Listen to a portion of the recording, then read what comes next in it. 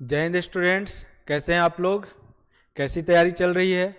तो बेटा NDA 2025 first के लिए जो हम लोग फ्री कोर्स प्रोग्राम चला रहे हैं उसमें मैथ में मैं आज कल ट्रिग्नोमेट्री पढ़ा रहा हूं और ट्रिग्नोमेट्री में मैंने आपको पहले 3 लेक्चर प्रोवाइड कर दिया है। आज हमारा 4th लेक्चर है।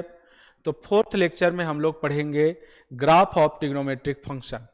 ठीक है, तो ग्राफ ऑफ ट्रिग्नोमेट्रिक फंक्शन में आपको मैं सारे ट्रिग्नोमेट्रिक फंक्शन का ट्रिग्नोमेट्रिक रेशियो जिसको आप बोलते हैं उसका मैं डोमेन बताऊंगा, रेंज बताऊंगा और ग्राफ बताऊंगा। तो अगर आपका ग्राफ क्लियर हो जाता है तो डोमेन से रिलेटेड क्वेश्चन, रेंज से रिलेटेड क्वेश्चन, ठीक है, आप उसके पीरियड से रिलेटेड क्वेश्चन को आसानी से कर सकते हैं। इवन आप कंटिन्यूटी का भी क्वेश्चन जहां पे ट्रिग्नोमेट्रिक फंक्शन इन्वॉल्व होता है उसका भी आप आसानी से कर सकते हैं। तो देखिए, सबसे पहले यहां पे मैं मेंशन कर देता हूं क्या पढ़ाने जा रहा हूं। Graph of trigonometric function. अच्छा, अभी तक तो हम लोग ट्रिग्नोमेट्रिक रेशियो पढ़ रहे थे, बट अब यहां पे हमने फंक्शन क्यों यूज कर लिया? देखिए, जितना भी ट्रिग्नोमेट्रिक रेशियोज है, sine x, cos x, tan x, cot x, sec x and cosec x, ये ये जो है ये फंक्शन के डेफिनेशन को फॉलो करता है, इसलिए हम इसको ट्रिग्नोमेट्रिक फंक्शन भी बोलते हैं। ठीक है, अब यहाँ पे फंक्शन हमने क्यों लिखा? क्योंकि मैं आपको ग्राफ के थ्रू इसका डोमेन और रेंज भी बताने जा रहा हूँ। तो डोमेन और रेंज हम लोग कहाँ यूज करते हैं? फंक्शन में। ठीक है, तो इसलिए मैंने यहाँ पे ट्रिग्नोमेट्रिक फंक्शन मेंशन किया। सबसे पहले हम लोग बात करते हैं y equal to sine x को लेकर कि y equal to sine x का जो डोमेन होता है, ठीक है, वो होता है रियल नंबर। मतलब कि माइनस इनफाइनाइट से इनफाइनाइट इसका डोमेन होता है। ठीक है, और साइन एक्स मैक्सिमम जो है वो देता है 1 और मिनिमम -1, मतलब ये -1 से 1 के बीच में लाई करता है। ठीक है, कभी भी अगर आप देखेंगे कि लिखा हुआ है कि for what value of x, है ना, sine x is equal to 3/2, तो ये पॉसिबल ही नहीं है। इसका मतलब क्या हो जाएगा? No solution. ठीक है, ये इसके रेंज के अंदर नहीं आता, तो इसका आंसर हो जाएगा नो सॉल्यूशन। ठीक है, अब देखिए ध्यान से, यहाँ पे डोमेन रियल नंबर हो गया। तो जब इसका ग्राफ आप ड्रॉ करेंगे, कभी कभी साइन एक्स का एक्सट्रीमम वैल्यू भी पूछ देता है। ठीक है, इसको हम लोग ऐसे मेंशन कर देते हैं। देखिए, sine x less than mod of sine x less than equal to 1, इसका मतलब होता है कि साइन एक्स जो है वो -1 से 1 के बीच में वैल्यू देता है। इस तरह से भी इनइक्वालिटीज फॉर्म में इसको लिखते हैं। ठीक है, अब देखिए साइन 0 जो है, 0 पे क्या देता है? 0, और पाई पे ये 0 देता है।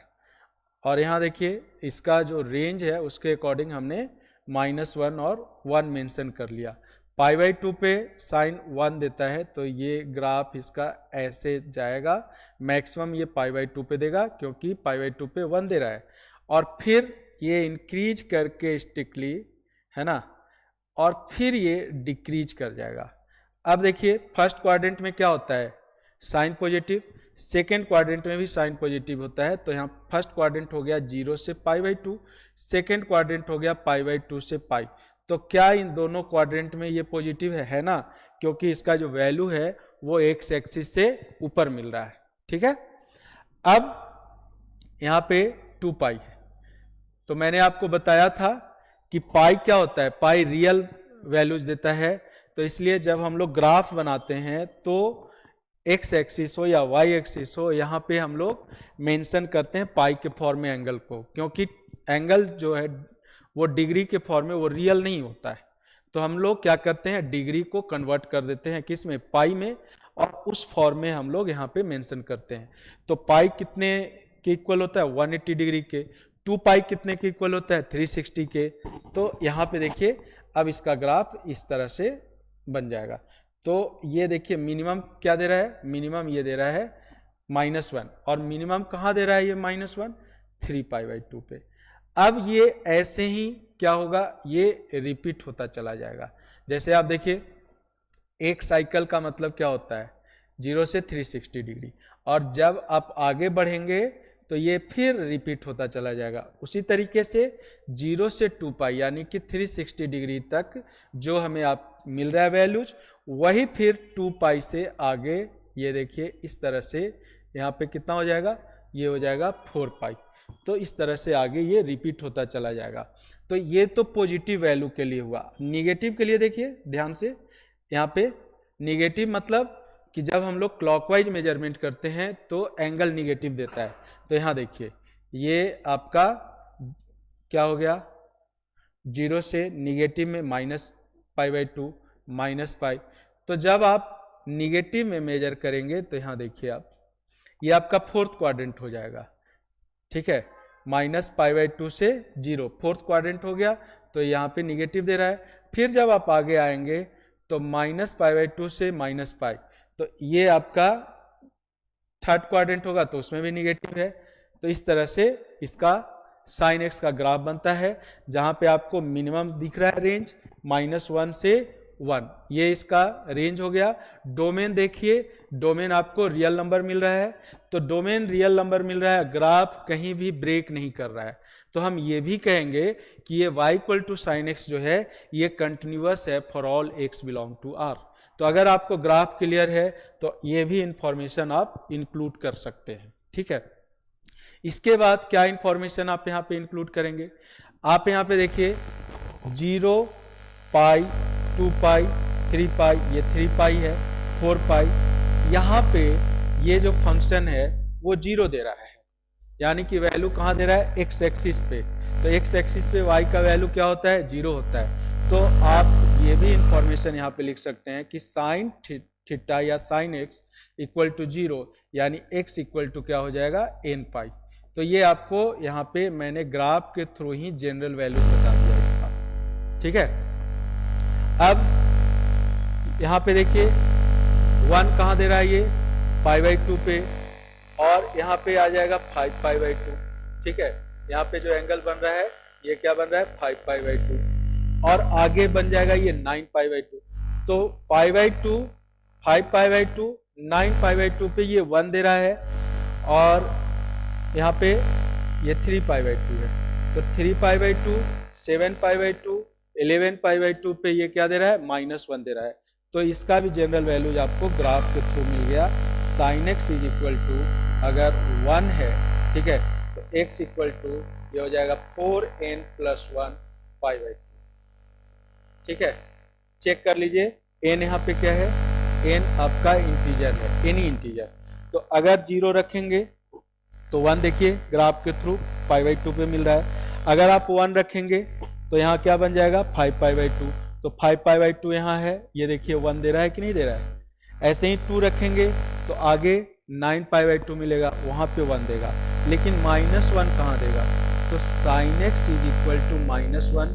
तो देखिए 3π/2 पे, 7π/2 पे, 11π/2 पे, तो इस पे -1 दे रहा है, तो यहाँ पे -1 का जनरल वैल्यू हो जाएगा 4n - 1 π/2। तो इतना इंफॉर्मेशन आप कलेक्ट कर सकते हैं। एक और इंपॉर्टेंट इंफॉर्मेशन आपको ग्राफ के थ्रू बताने जा रहा हूँ, वो होता है पीरियड ऑफ ट्रिग्नोमेट्रिक फंक्शन, ठीक है। तो sin x का अगर आपसे पीरियड पूछेगा, ठीक है, तो पीरियड ऑफ sin x, अब यहाँ देखिए sin x के पीरियड के लिए ये जो फंक्शन है sin x, ये कितने डिस्टेंस के बाद ये फिर रिपीट हो रहा है, तो 2 पाई डिस्टेंस 0 से 2, और फिर देखिए यहाँ भी इसके बीच का गैप कितना है, 2 पाई। तो ये 2 पाई डिस्टेंस के बाद ये फिर रिपीट होता जा रहा है।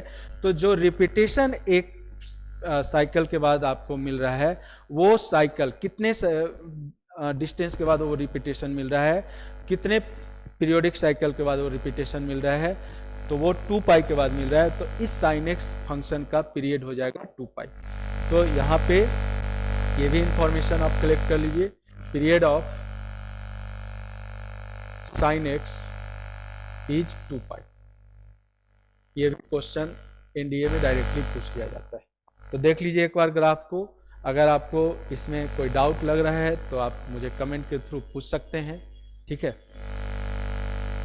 चलिए अगले फंक्शन पे देखते हैं। अगला जो फंक्शन है वो है हमारा y equal to cos x. तो y equal to cos x की अगर बात करेंगे तो y equal to sine x और y equal to cos x दोनों का डोमेन और रेंज दोनों सेम होता है। तो इसका डोमेन क्या हो जाएगा, रियल नंबर। और रेंज की अगर हम बात करेंगे तो इसका रेंज वही होगा जो साइन एक्स का रेंज होगा, यानी कि इसका एक्सट्रीमम मतलब maximum and minimum both are same. तो बोथ आर मतलब यहां पे ये कह सकते हैं कि एक्सट्रीमम का मतलब मैक्सिमम और मिनिमम दोनों एक साथ पूछा जा रहा है। ठीक है, तो दोनों जब एक साथ पूछा जा रहा है तो यहां पे आप क्या कहेंगे, -1 एंड 1। ठीक है, तो मैक्सिमम हो गया 1 और मिनिमम क्या हो गया, -1। अब इसका ग्राफ देखिए, साइन एक्स और कॉस एक्स के ग्राफ में क्या डिफरेंस है। तो जहां पे साइन एक्स क्या देता है 1, वहां पे कॉस एक्स देता है 0। तो साइन एक्स 1 देता है π/2 पे, तो कॉस एक्स जो है π/2 पे 0 दे देगा।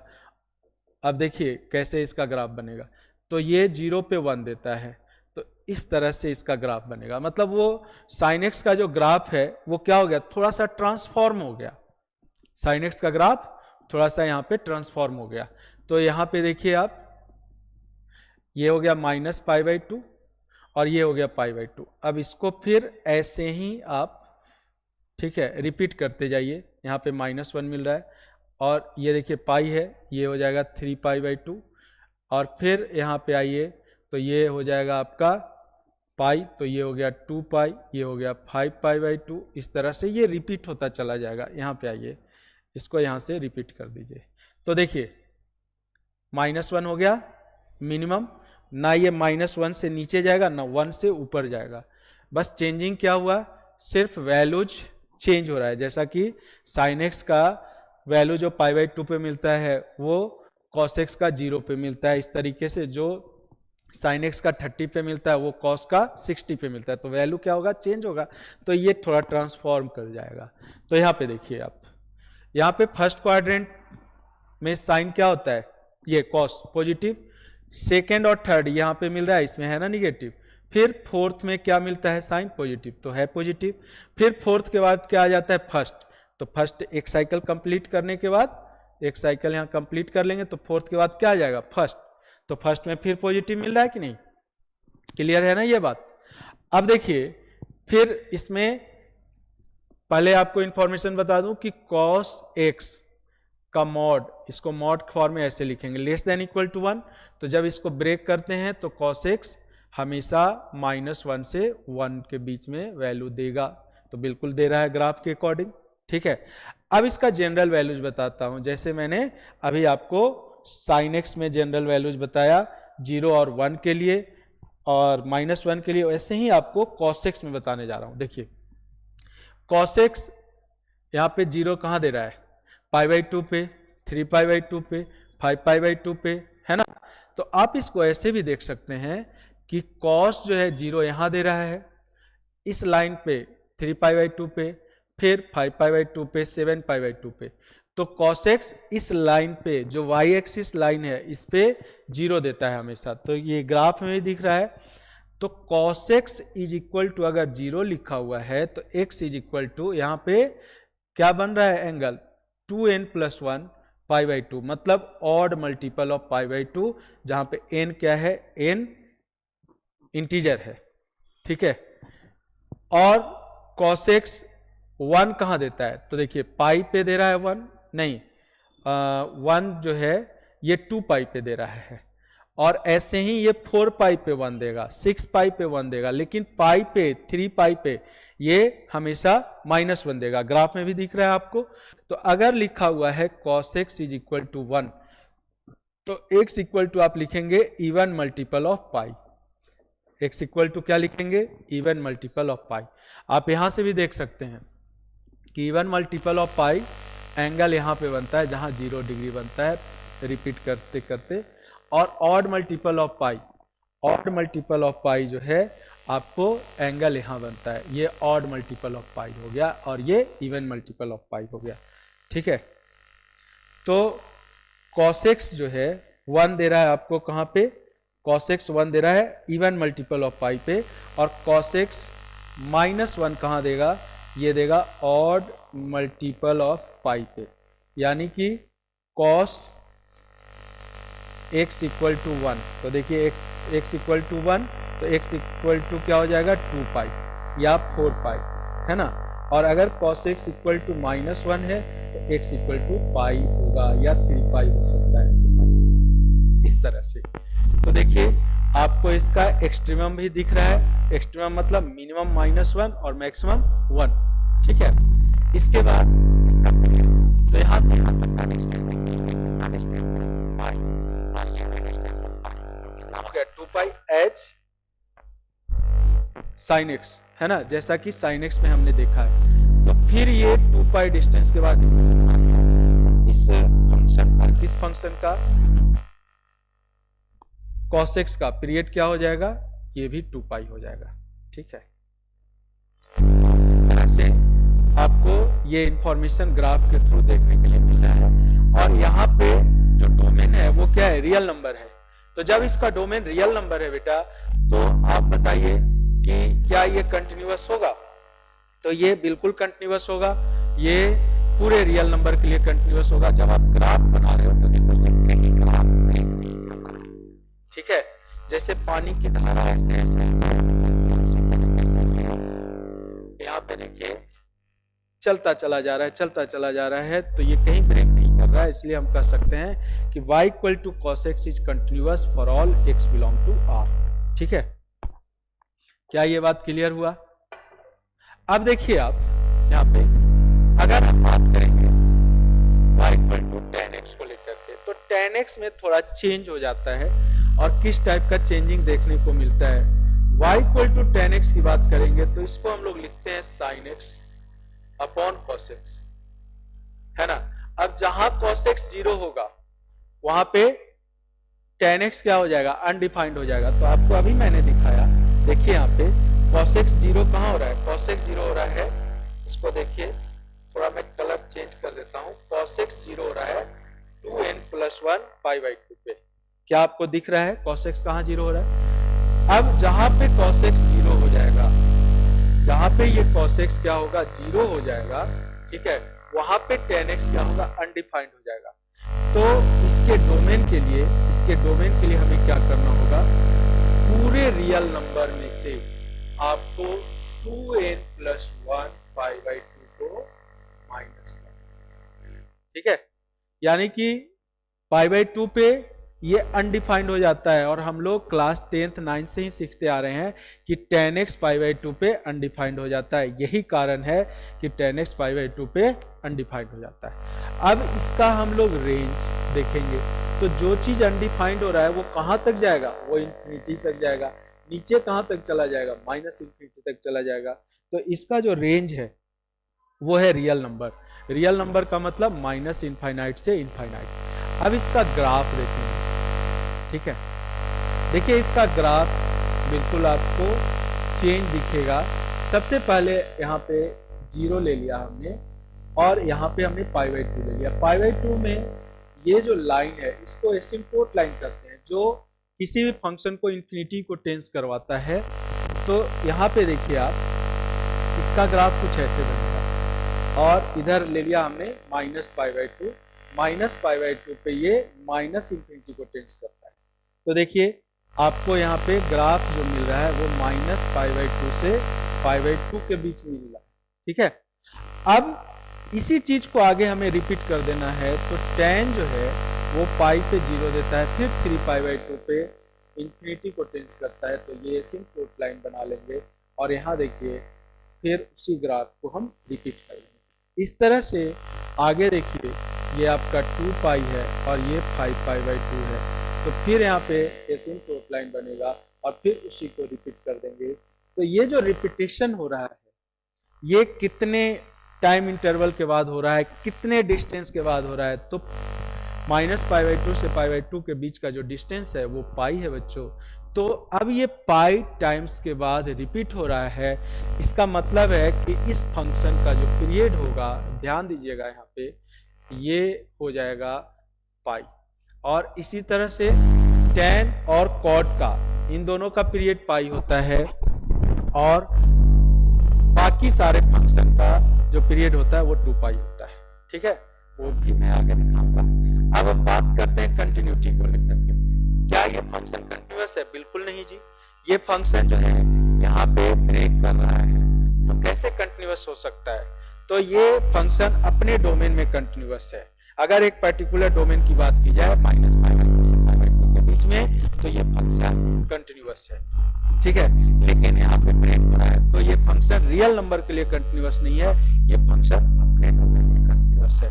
तो बताइए क्या ये ग्राफ समझ में आया? मुझे कमेंट करके जरूर बताइएगा, ताकि मैं भी सेटिस्फाई हो जाऊं कि आप तक जो इंफॉर्मेशन पहुंच रहा है वो इंफॉर्मेशन सही पहुंच रहा है ना।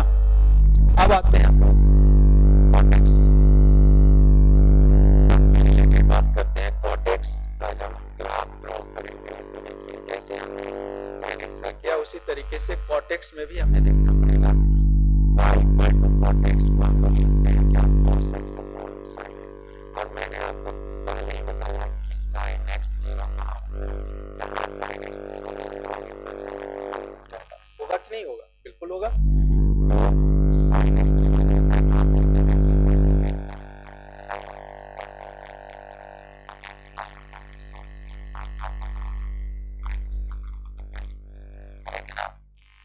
और जब ये पाई के मल्टीपल, मतलब इवन मल्टीपल या ऑड मल्टीपल, यहाँ तो हमने n ले लिया, तो यहाँ पे ये क्या हो रहा है? अनडिफाइंड हो रहा है। इसका मतलब ये फिर कहाँ जाएगा? इन्फिनिटी।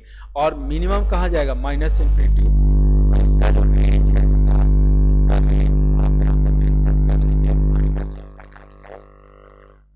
क्लियर है? अब देखिए, आपको मैं यहाँ पे बताने जा रहा हूँ।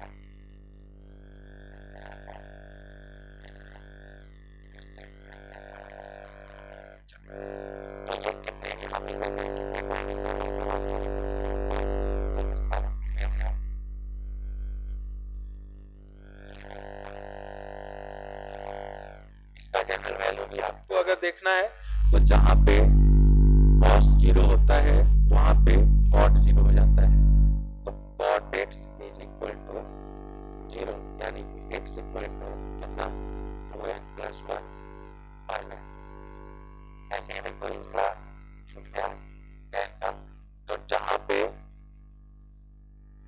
आपको sin 0 होता है, ठीक है, वहीं पे tan 0 होता है, तो ये हो जाएगा। अब इसका -1 और 1 के लिए ये आगे मैं आपको जनरल वैल्यूज बताऊंगा, क्योंकि ये π/4 पे 1 देता है, ठीक है। तो उसका अलग फॉर्मूला बनता है tan x equal to tan alpha का, है ना। सिर्फ sin x और cos x में हमने 1 और -1 का लिया है, ठीक है। तो इसका जब जनरल वैल्यू बताऊंगा तो और मैं इसको डिटेल में बताऊंगा, ठीक है।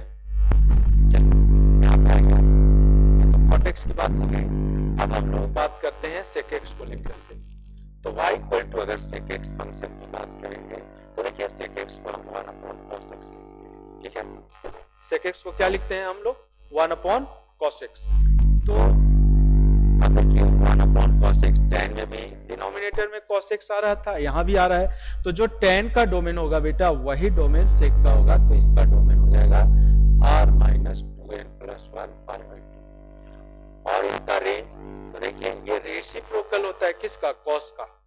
तो cos का जो डोमेन होता है वो क्या होता है? रेंज -1 से 1, तो इसका हो जाएगा, यहाँ पे देखिए ये -1 से 1 जो है ये किसका होता है? ये होता है cos का, तो sec का हो जाएगा -∞ से -1, इस बीच में नहीं मिलेगा, -∞ से -1 यूनियन 1 से ये, ठीक है। अब इसका पीरियड मैंने पहले ही बताया कि इसका पीरियड भी 2 होगा, सिर्फ tan and cot इसका पीरियड पाई होता है, इसका 2 अब अगर ग्राफ की बात करेंगे, ठीक है, यहाँ पे देखिए ग्राफ में आप पहले क्या करो, यहाँ पे ग्राफ बना लो किसका? cos का। तो cos का ग्राफ अभी मैंने आपको दिखाया, इस तरह से बना cos का ग्राफ, है ना।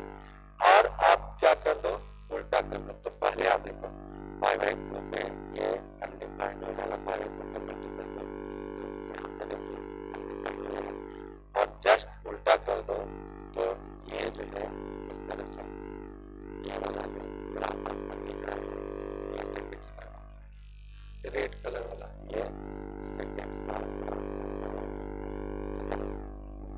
इसको थोड़ा मैं कट कर देता हूँ, ये cos का, तो cos के हेल्प पे हम इसका ग्राफ बना लेंगे, ठीक है।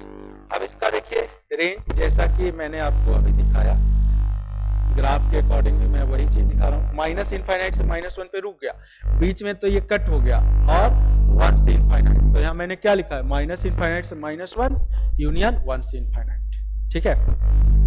तो कहीं कहीं पे ये -1 को यहाँ पे एक्सक्लूड कर देता है, लेकिन यहाँ पे हमें इंक्लूड करना है, क्योंकि -1 पे ये डिफाइंड हो रहा है और 1 के लिए भी डिफाइंड हो रहा है, ठीक है। तो यहाँ पे इंक्लूड करना, और इसी तरीके से y = cosec x का ग्राफ बनाएंगे, किसका? cosec x का। तो ये क्या हो जाता है? ये हो जाता है sin x upon 1/sin x। cosec x क्या हो जाता है? ये हो जाता है 1/sin x, ठीक है।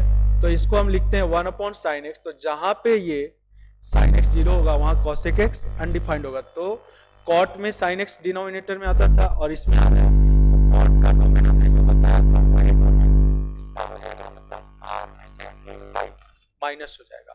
और इसका रेंज, तो sin x का रेंज जैसे हमने sec का दिखाया, sin x का रेंज क्या होता है? -1 से 1, तो इसका हो जाएगा रेंज ध्यान से -∞ से -1 और 1 से ∞, मतलब यहाँ पे -1 से 1 के बीच में ये वैल्यू ये देगा, हमेशा रहेगा -∞ से -1 और 1 से ∞ के बीच में, ठीक है। अब इसका ग्राफ देखिए, जैसे हमने आपको sec का ग्राफ बताया उसी तरीके से cosec का आपको बताने जा रहा हूँ। पहले आप क्या करो, इसमें sin का ड्रॉ कर लो, और cos के लिए आपको क्या करना है? उल्टा कर देना, ये 0 हो गया, पाई 2 पाई 3 पाई, ठीक है। ये आपको वैल्यू दे दिया -1 और ये 1। अब आप क्या करो, इसका जस्ट उल्टा कर दो, तो ये लाइन बना दिया अनडिफाइंड के लिए। तो यहाँ से ये जो ग्राफ बन रहा है, ये देखिए ये जो ग्राफ बन रहा है, ये आपको बनता हुआ ग्राफ जो दिख रहा है, ये cos का ग्राफ, cosec का ग्राफ, ठीक है। ये सीधा ये कहाँ भेज रही है लाइन, इसको इंफिनिटी की ओर। तो अब देखिए इस लाइन को हमने हटा दिया इसे, ठीक है। तो आपको according to range of cosec x क्या मिल रहा है यहाँ पे? -∞ से देखिए -1, और इस बीच में है नहीं वैल्यू इसका, 1 से ∞। तो इस तरह से हम लोग क्या कर रहे हैं, यहाँ पे देख पा रहे हैं कि जितना भी ट्रिग्नोमेट्रिक फंक्शन है उसका मैक्सिमम वैल्यू क्या होता है, मिनिमम वैल्यू क्या होता है, और उसका यहाँ पे पीरियड क्या है, जनरल वैल्यूज भी हम लोग निकाल पा रहे हैं। ये फंक्शन कंटिन्यूअस है कि नहीं है वो भी हम देख पा रहे हैं। अब यहाँ पे जब डोमेन रियल नंबर नहीं है तो ये कहाँ कंटिन्यूअस है, अपने डोमेन में कंटिन्यूअस है। ठीक है, क्लियर है आपको? तो देखिए ग्राफ आपको मैंने बता दिया। अब इससे रिलेटेड एक दो क्वेश्चन मैं बताया था, वहां पे ये आपको हेल्प करेगा। एक तो आपको डोमेन और रेंज क्लियर दिख रहा है। कभी कभी क्वेश्चन ऐसा रहता है कि ऐसा इंडियन क्वेश्चन पूछा हुआ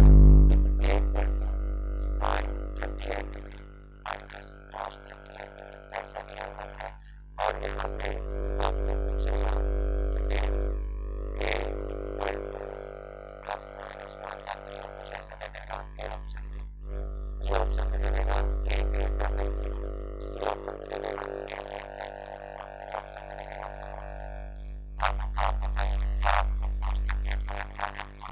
साइन 38 का वैल्यू याद है? नहीं, नेवर। तो हम लोग यहाँ पे ग्राफ के थ्रू इसको कंपेयर कर सकते हैं। देखिए आपको मैंने साइन एक्स का ग्राफ बता दिया है, 0 से पाई के बीच में ये होता है, 0 से पाई बाई 2 के बीच में। और कॉस का ग्राफ देखिए 0 से पाई बाई 2 के बीच में इस तरह से बनता है। और यहाँ पे दोनों इक्वल वैल्यू कहाँ देता है, पाई बाई 4 यानी 45 डिग्री पे। तो ध्यान से देखिए यहाँ पे 0 से पाई बाई 4 के बीच में ये जो कॉस है ये क्या है, ऊपर है। तो 0 से पाई बाई 4 यानी 0 से 45 के बीच में कॉस क्या होगा, बड़ा होगा, और साइन जो है यहाँ पे छोटा है। तो देखिए साइन छोटा है, छोटा में से बड़ा माइनस हो रहा है, तो क्या होगा, लेस देन 0, मतलब फाइनल आंसर हो जाएगा। और अगर आपको कहता है a equal to sine 78 degree ले लिया, या कोई नहीं वैल्यू हम यहाँ पे ले लेते हैं और 78 ले लेते हैं। अब इसका एंगल का वैल्यू हमें नहीं पता है। cos 78 के साथ क्या होगा, 75 के साथ हमें याद होता है, ठीक है, 45 के साथ याद होता है, 60 के साथ याद होता है, लेकिन 78 के साथ कैसे याद रहेगा। तो यहाँ पे देखिए पाई बाई 4 से पाई बाई 2 के बीच में 78, यहाँ पे देखिए साइन के साथ है तो ये ऊपर है और ये नीचे है। तो अब ये सी बात है, ये क्या होगा, ग्रेटर देन 0 है ना।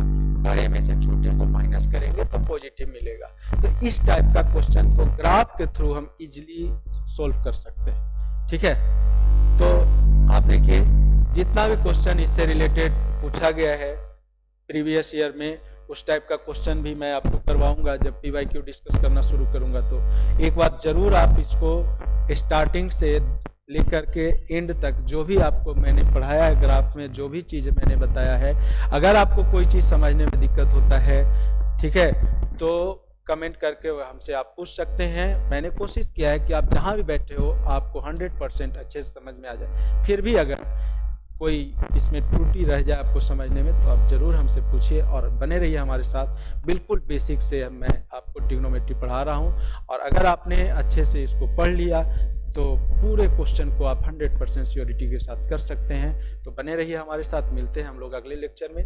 जय हिंद।